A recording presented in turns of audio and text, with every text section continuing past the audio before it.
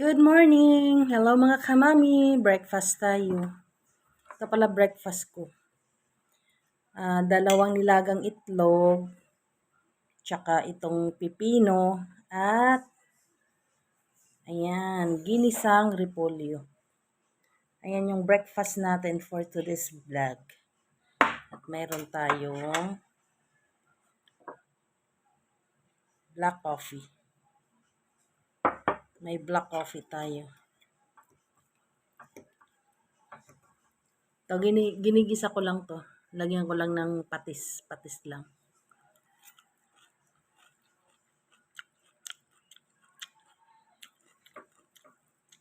Meron akong pipino.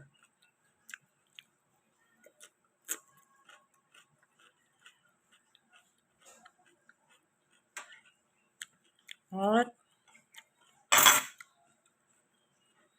dalawang nilagang itlog.